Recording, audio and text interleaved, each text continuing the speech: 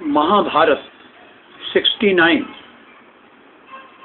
स्वर्ग नरक मदन मोहन तरुण के द्वारा लिखित एवं उन्हीं के द्वारा पठित।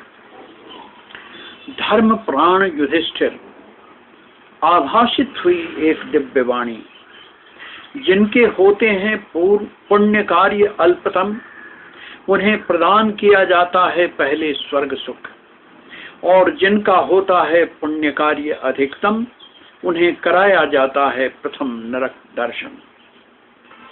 आपका सारा जीवन रहा धर्ममय सत्यमय, किंतु एक अर्ध सत्य बना आपके नरक दर्शन का कारण। आपका ही उच्चरित अर्ध सत्य बना था द्रोणाचार्य की मृत्यु का निमित्त। कहा था आपने जानते हुए भी सब कुछ, संबोधित करते हुए द्रोणाचार्य को युद्ध भूमि में। अश्वत्थामा हतौ नरौ व कुंजरो। अश्वत्थामा मारा गया, मनुष्य या हाथी। कहा आपने उच्च स्वर में मारा गया अश्वत्थामा, और धीरे से कहा हाथी, और यही आपकी घोषणा निमित्त बनी द्रोणाचार्य की मृत्यु का। जब हताश बैठे रथ पर पुत्र शोक में, आचार्य का मस्तक काट दिया धृष्टद्युम्न ने।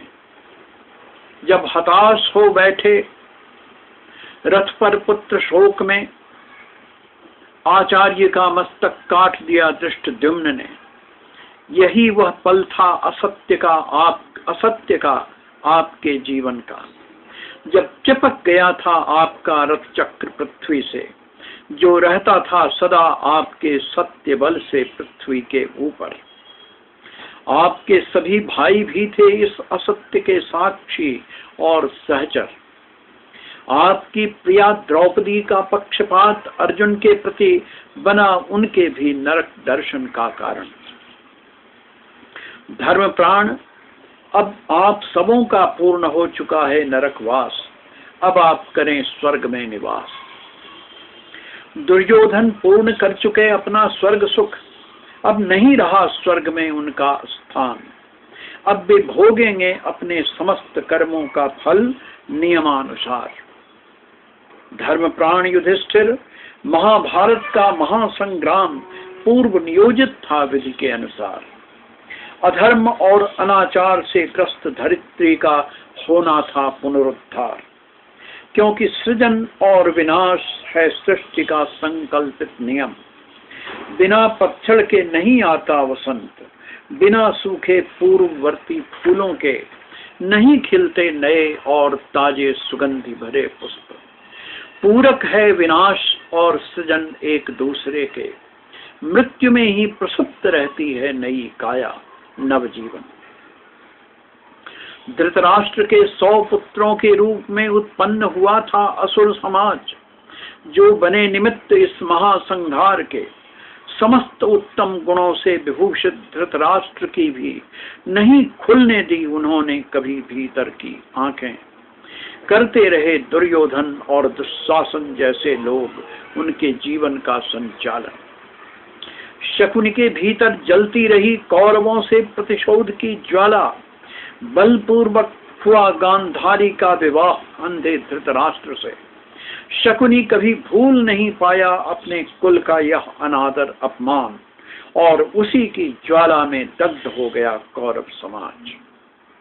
नहीं जानती थी गांधारी कि भीष्म नहीं होगा उसका पति, जो बलपूर्वक ले आया उसे हस्तिनापुर।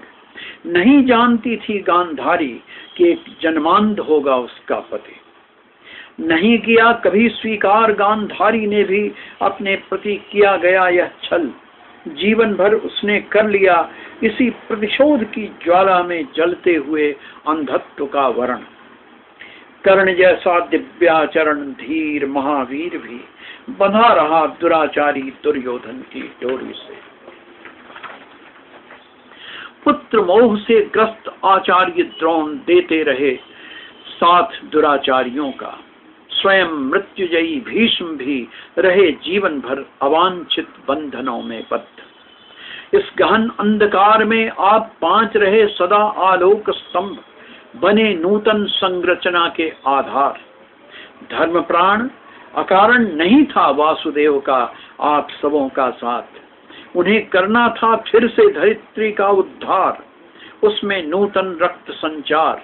इसीलिए अवतरित हुआ उनके मुख से गीता का महान संबोधन, जिसने खोल दिए आलोक के सारे बद्ध द्वार।